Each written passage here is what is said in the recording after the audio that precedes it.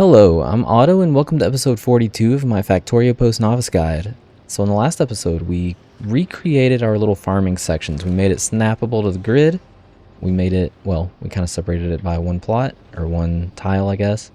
We gave it a RoboPort, so they can all kind of have their own little RoboPort connections, and we never gave it bots. That's fine, I will try to remember to do that at some point. We also, okay, and it also includes its own seed generation. It includes its own, power. Everything is included that it needs, and it can just over time spit stuff out. So I did forget to actually read contents, which is probably the most important part of having all of these things interconnected via circuits. Anyways, so in this episode, we are going to create a complete Gleba science build. I am actually going to change this. We're going to go for, instead of going for quality, like quality is, I love quality, but it is going to kind of be a little bit of a pain. So we're going to go for this one first. Captivity, and the reason why, no, we're not. That's not what we're going for first. We are going for carbon fiber so that we can go for stack inserters. So we're going for stack inserters because the build that we're going to be making will not be 100% effective until we can actually stack things up. And you will see what I mean shortly. So I am going to start out by extending our city block, which I don't think I have on my bars. Is that the regular one? That is not. That's my Fulgora. Let's see. Where's my regular city block? Oh no, I do not want these to connect. No.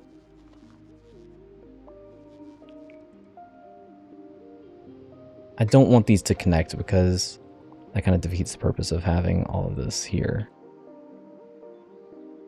Tell you what, we are still going to... I'll just drag things down here. I was thinking about having kind of a bus that kind of ran this way and eventually tearing all this down. Actually, you know what? It looks like it'll line up better if I do it somewhere through here. Yeah, this will be fine. I wanted to have these be completely separate networks. And same goes for the one down here. I can probably not connect those here. Oh, I didn't even set this one up. Okay, so this one's not even set up yet for the new one. This was the old one. I still have to do that at some point. We are not going to worry about that at this point in time. Okay, so I am going to quickly get the bots to just lay down some foundation.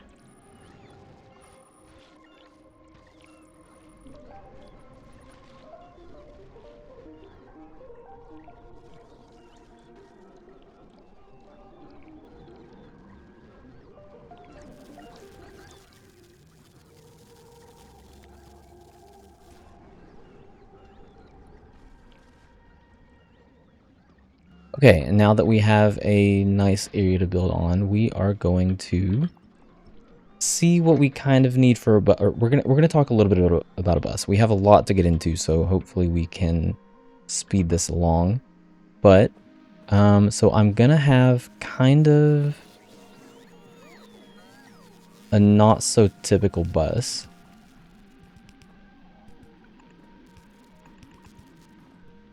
Okay, so we have a lot of room for stuff. Let's just put it that way. And the top section will largely be for our Yamako and our Jellynut.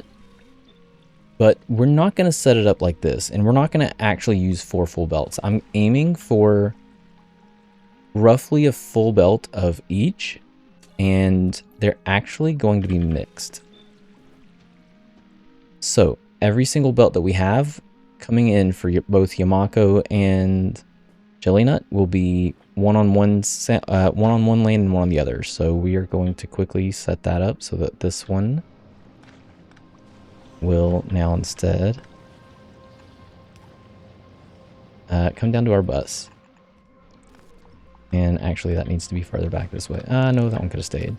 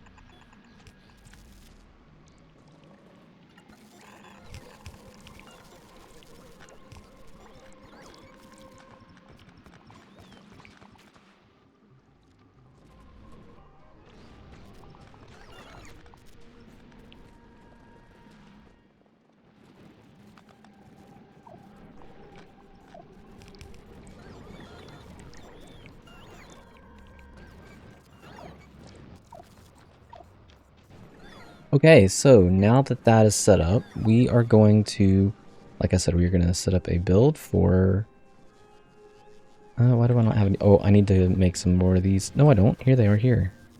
Need concrete. Who's bringing, all right. Who forgot to bring in the concrete, honestly?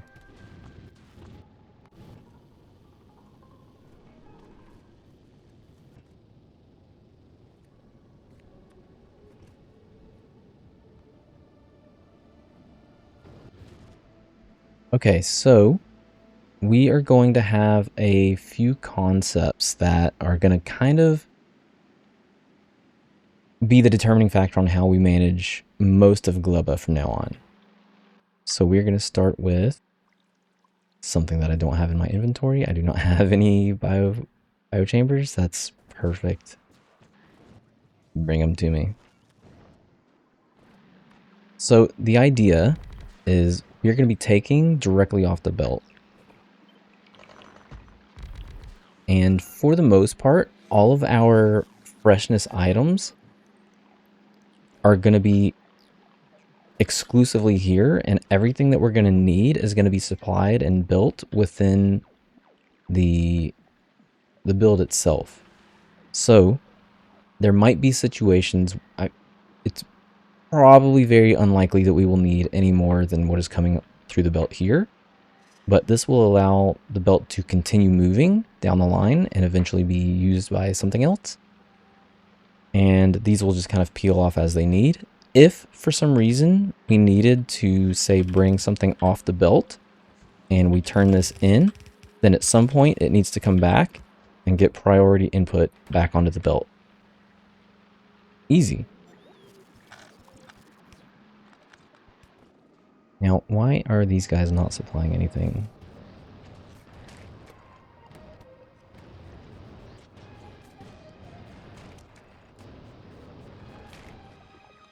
There we go. Oh my gosh, my cat is sitting here staring, meowing at me. Okay, so this first one is going to be Jellynut processing, and we're going to have 3 Jellynut processing. So we haven't talked that much about ratios yet, but this is where we're kind of going to have to start. So we are going to have both the Jellynut and the Yamako on a single belt as well, and they're going to be outputting onto a belt, and then they are going to be outputting onto the same belt. Now they're going to be outputting on the same side, so we're going to have to deal with that problem. But what we do need to know is that this is producing 36 per second, and our belt is only capable of supplying, or sorry, carrying 30 per second. So we are going to have some overage on this guy. That is generally not going to be too much of a problem. We're going to just, well, okay, the way that we're going to end up dealing with that is we are going to have sections here in the middle. Now, this is not something that we will be doing often. This is largely one of the only times that we're going to have a chest. That is going to get rid of our supplies for us, but this is going to get rid of our seeds. And this is going to get rid of our spoilage, at least for this. We shouldn't have much spoilage, but whoops, that was the wrong one. Yeah, we shouldn't have much spoilage coming out of these, but because this can only put out 30 per second, and these are collectively making 36 per second, there will be some spoilage over time. And that's okay. We need spoilage, and to be honest, we're not going to have a lot coming out of this build. So, yeah. So the way that we're going to set this up, oh, and then, so this was 36 per second. These 5 together produce 6 per second each. So this is going to give us a full 30 per second. So we're going to have this come through here. We're going to have this belt say, you know what? We just want Yamako mash on the left-hand side. That is going to put this on the inside of the belt, and the rest of the jelly will be placed on the opposite side because it is not allowed. The Yamako mash is only going to be on the bottom at this point. Okay, so that solves one problem. Next is we kind of need nutrients for these guys as well. So the way that we're going to set this one up is we are then going to have our little Yamako mash and jelly is going to come through here. And I know this is going to be hard to follow. It is what it is. We will have all of this kind of set up before we ever activate it, which means that this over here... Did I not change this? Oh, there we go. Which means that this guy over here is largely... Uh-oh. Yeah, this is... Well, we're going to have a couple of problems. That's quite all right. Oh, and these guys also need to filter out some spoilage. Maybe that'll be enough to jumpstart us real quick. This down here is all temporary, so, you know, I don't really care that much about all this. We just need this a little bit for some science. Come on, get back up and running, please. Gleba was good, right? Our Gleba science seems like it was fine. Another thing that we're going to have to eventually do is... I don't know if we need it just yet. You know what? We're going to go ahead and set this up just super quick. So in our mall, or let's say near our mall, I need to have something... That is not going to be close enough. Ah, I had one set up back here. So we need some heating towers. Oh, what? I have... Hold on. I have some of this here? Oh, I have some of this here naturally. Go me. Oh, that's fantastic. Anyways, where were we? Nope, nope, nope. I need science. So I need a heating tower over here. Once it gets crafted.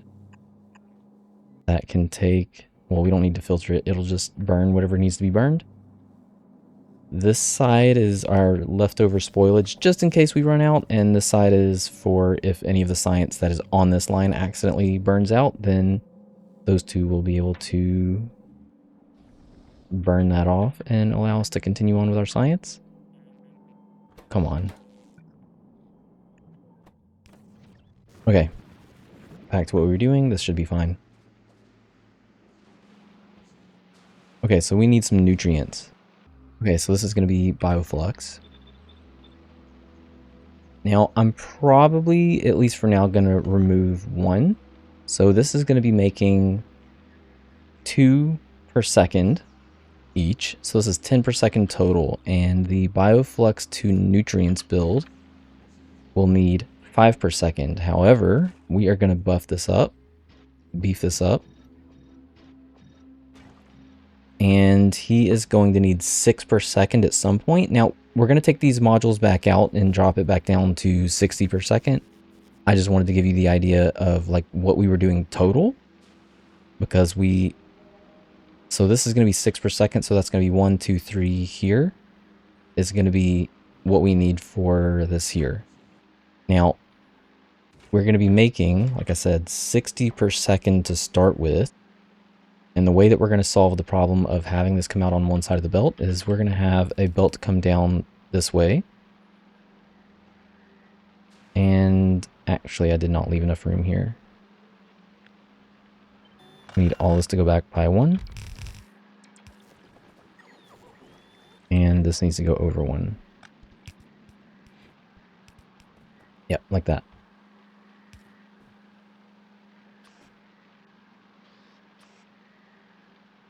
We are so going to have to get some more bulk inserters. Oh, the joys of playing with, whatchamacallit. I wonder, we could probably just use some of the green quality to kind of, nope, not from novice. Oh, and you know what? Actually, another thing that will help with, we're going to remove all of this actually. I don't need most of this anymore. We will eventually, but for now, like, it's kind of killing our production because a lot of this needs blue circuits, and blue circuits is really the bread and butter of what's keeping, like, holding us back for a lot of this stuff. So, yeah, we'll get them to do that. Anyways, back to the build, sorry. So this will need to output here and here. So this is going to output on the outside of this belt here, but be on the inside here. These two will be on the outside, and that will allow both sides of the belt to be utilized and have our full 60 per second. And not only that, but we will also need 2 things from this. One, we need something coming back in, and let's say here. And it shouldn't be an issue, but just in case, we're going to put spoilage back out on the same belt. So because of how many nutrients we're going to be going through, if we have to put spoilage out on a belt, we are going to be putting it on our nutrients belt. The reason for that is, 1, nutrients are going to be the first thing to spoil anyways. So we will have to collect it at some point. And 2, I don't plan on much spoiling. Like, once you see how this build works, most of this won't spoil, and we will actually need to force some spoilage. We need something like that.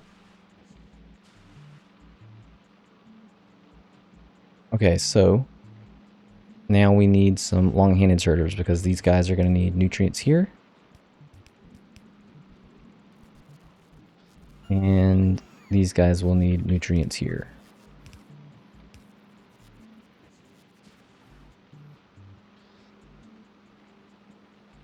As for power, we are going to stick a power pole right here in the middle.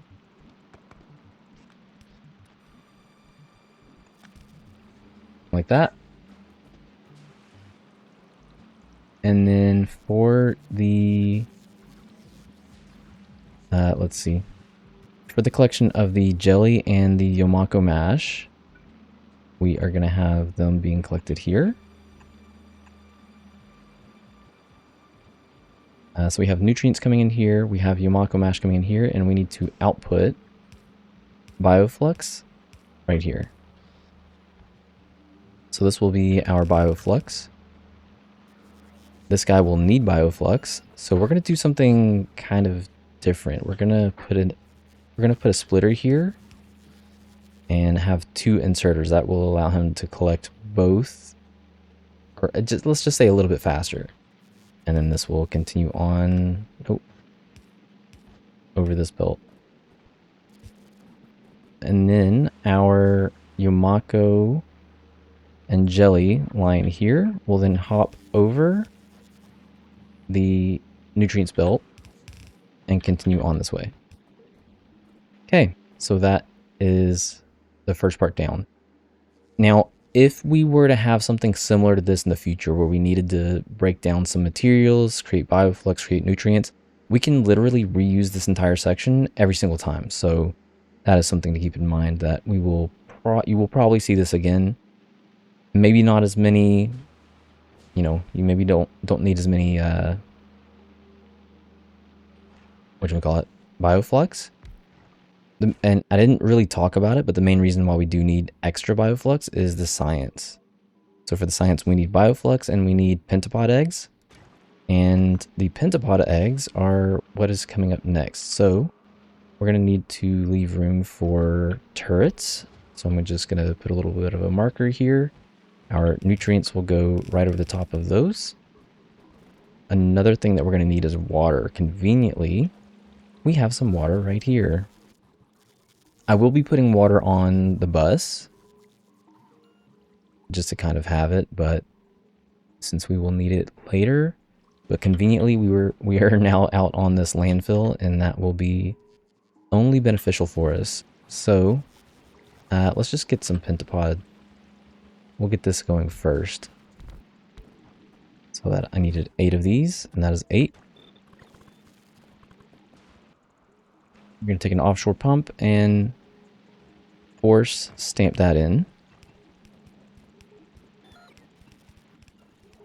Okay, so that will be our water. Our nutrients will come in from here. I think I need this one. I need all this to be 1 over. Yeah, so I can have the nutrients come back up through here. Okay. So the thing about the nutrients is we're gonna have to like weave it in between everything, which, you know, is what it is. But so I'm gonna have something similar to what we did to this over here. We're gonna have it set up so that bots can kind of get rid of the excess, and this should allow us to only we won't have to micromanage. And yeah, we're gonna have turrets over here, the Tesla turrets. They are largely going to be unnecessary. Even if our science isn't moving, we're going to set this up in a way where these guys can just continue to craft, and they in theory should never stop crafting. Ideally, they would never stop crafting. Nice. Oh, another thing that I didn't do. Oh no. I added regular inserters, but I need to add those regular bulk inserters here as well. Wait. Yeah, we'll just get both.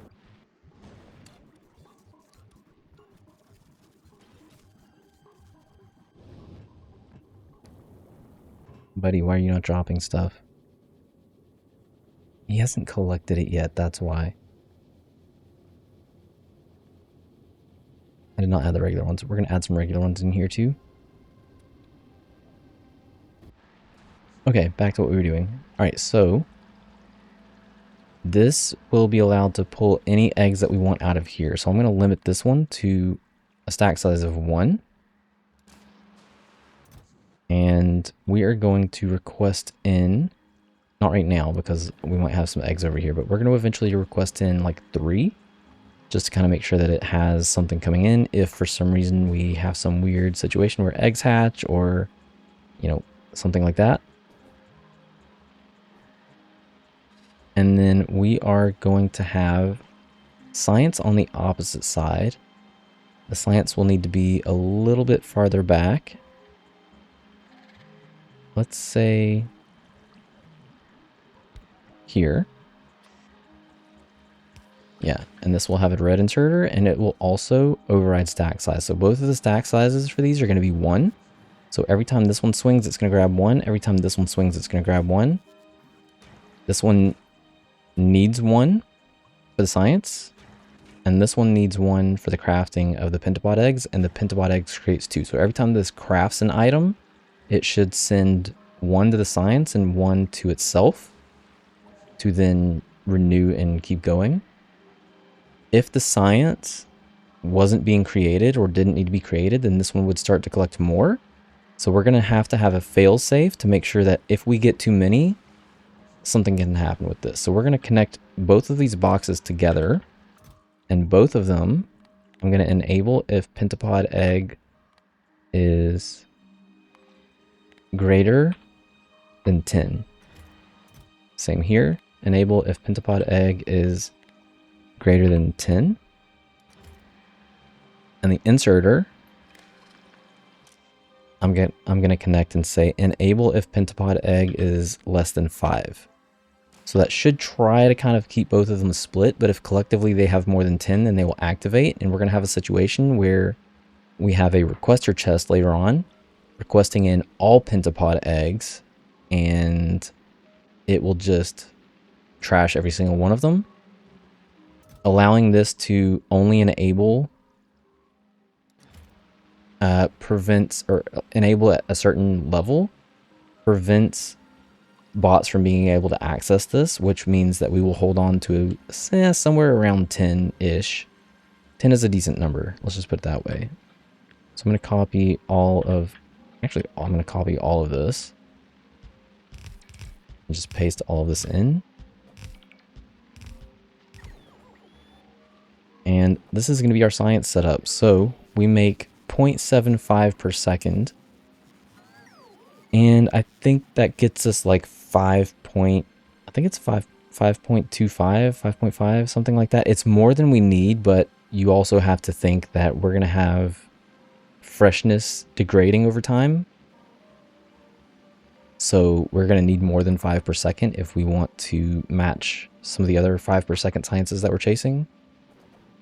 Okay, so then they need nutrients. This is the nutrient line. Yep. So the nutrients will come up through here and be allowed to continue on. And then this also needs, so we have the pentapod eggs taken care of. This also needs bioflux. This is the bioflux line here.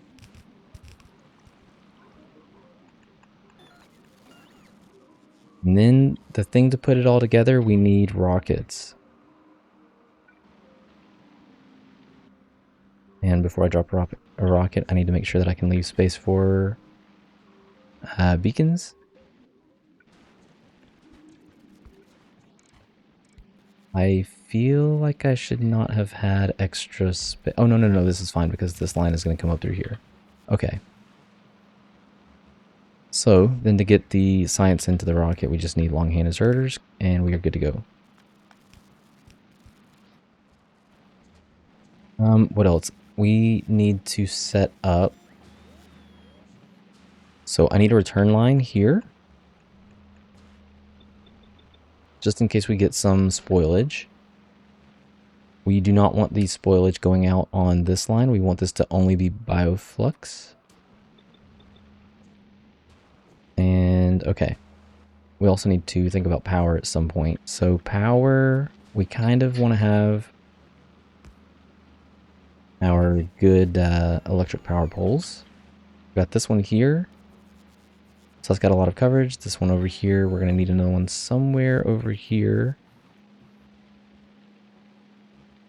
Probably there.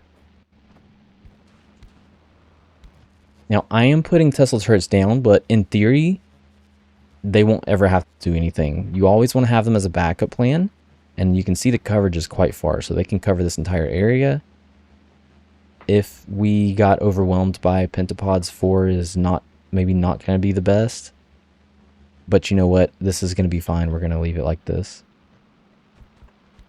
Okay, so that covers rocket. Now we need to get rocket supplies in. This is one area where we are going to have bots doing us some favors. So I'm going to have... still need power. Where am I going to put power? Here and here. We will be continuing on with the build because there is more to this. Okay, so in the rare chance that, I know, it keeps continuing. In the rare chance that we don't have any science being crafted, but there's science, agriculture science in here, there is the potential for this to spoil, so we will need an exit strategy for the spoilage. So the spoilage we are going to have coming out of a long hand inserter here and somewhere over here that's not there. Okay, so this was our nutrients weave. Now, because we're not going to have that much spoilage, there are going to be some situations where I might actually need to intentionally create some spoilage. So we are going to, I need a heating tower. Where did my heating towers go? I need to have this on my bars too. My goodness. Okay, so the heating tower is going to go, let's say here. And then we're going to have 3 inserters and 3 inserters. I'm going to put some red chests down in the middle. And we're going to connect all of these together in a line. Okay, so this is where our nutrients are going to come. We're going to store nutrients here, but we're going to allow them time to kind of turn into spoilage. Because if we needed spoilage, this is where it's going to happen. So I'm going to enable if spoilage is less than 1,000. Now, the nutrients and the spoilage have a different stack size. The nutrients stack to 100. Spoilage will stack to 200. So we only want to limit this to 1,000 because we want to have room for, let's say, 1,000 spoilage and 1,000 nutrients and 1,000 spoilage. The 1,000 spoilage is going to have its own complete row, even though it stacks to 200. It will still hold its 100 stack from when the nutrients spoil. So this one we're going to enable if spoilage is greater than 1,000. So then as it starts spoiling, it will then get burned off. And that will allow us to keep 1,000 spoilage in each of these. And as for the Yamako mash and the jelly, that is coming up on the far line over here, we're just going to straight burn all of that off.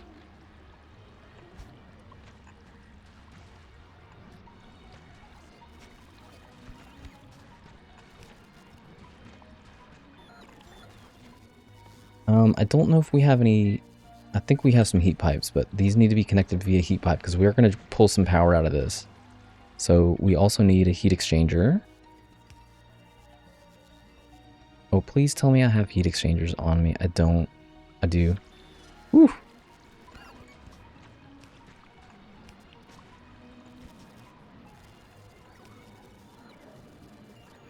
So normally a normal build would have had water coming up and coming into here with the pentapod eggs coming off the belt, the bus somewhere down here. I would have hopped it over here, so I would have had this coming up, probably starting here and just make its way up here. Have a little T intersection to have this be filled with water and allow this to continue on, and then have this come up to do something like this. And because we are right on the water, I'm actually just gonna punch this guy right in. And that will give us water for these. Now we just need some steam turbines. This can go straight out. And we should have enough room here. Uh-oh. Oh, no, no, no. There we go. And then if we wanted, we could always extend this out because these will supply a little bit more than what they have. So let's connect all of this. And this gives us coverage on all those. Okay. So we are not going to turn this thing on yet. I think that's no. That is not everything. We need some rocket supplies to come in. And that is going to be coming in here. I'm going to copy this one and do the same thing over here. Now we should be good. These are going to set up for automatic requests. We're going to change Gleba. Once we activate this, we need to change our Gleba science to 2,000 since we're going to have 1,000 in each of these rocket silos. And yeah, that will be that. Okay, so I know this is not quite fully complete. We need to obviously add in some inserters, and then we need to actually connect all of this together and start, set up inserters for these to start collecting. But we will do that in hopefully the next episode, because the faster I can get science coming out of this, the faster I can start to get all this other science, and then it will be good to go. So I did mention stack inserters earlier, and whenever I am talking about stack inserters, that largely revolves around the nutrients, because what's going to happen is these guys will suck up every single bit of... you can see that they are... Oh, no. I needed to... Okay, sorry. One last thing. I actually needed to add some speed modules to these guys, because as they are, they're not good enough. We need to add 3 speed modules, and let me show you the reason why. So we need 0.33 per second to be able to have these guys function, and the science needs 0.5 per second. So we needed 3 rank 3 speed modules to get to 0.83, which is the sum of 0.5 and 0.33. So this will be, for the most part, a net 0 whenever it comes to supplying our pentapod eggs and having overages. And then one last thing, I want to have a section up here where this guy is not requesting from buffer chests, not trashing unrequested. He is just bringing in 5 pentapod eggs. Oh no. He is just requesting in 5 pentapod eggs, and that is it. No conditions, he's just going to burn them. Because what's going to happen is, since we're not requesting from buffer chests, and these here are buffer chests, these will always hold at least, let's say 5, because this guy is inserting into them if it is less than 5, so they will always have at least 5. And anything that the requester chest up here takes out will take from the red, so it will be taking away from these and not these, and that will allow the cycle to continue. And in theory, we should not have any pentapods ever popping up here. Okay, so that is going to be it for me for this episode. In the next episode, we are going to kind of get disconnected. I am going to do some more stuff off screen, so I need to... I don't know what is going on with these guys. They should be... Maybe they are pumping out and I just didn't really pay attention. Yep, they are pumping out and I just wasn't paying attention. Okay, so those guys are good, and we will get collection for these at some point. Obviously, we are not going to be producing nearly enough of any of these to be able to supply this. And that's okay. We will probably end up, like, I'll probably take away the inserters for these 4 pentapod eggs, and this is what I was going to explain earlier. These are going to be eating 10 nutrients per second. This guy is producing 60. So had we had all these active, these pentapod eggs would have just been crafting and no science would have been created, because these would have been consuming 80 per second. And yeah, the science wouldn't have been allowed to consume anything. So we're going to take away the 4 at first, allow 40 per second to be consumed, and an extra 20 per second to be allowed to go through for fuel for the biochamber. Anyways, that is going to be it for me for this episode. In the next episode, like I said, we're going to be finishing this off. We're going to be making sure that this will actually function. I'm going to do some more work off camera. I'm going to probably see if I can beef these up a little bit, maybe add something else over here. And I'm going to hopefully remember to actually change this one over and add a little bit for that one too. And then we are going to get things going, get things set up. Obviously, oh boy, I've got some struggles to deal with over here. Not a big deal. It is what it is. Okay.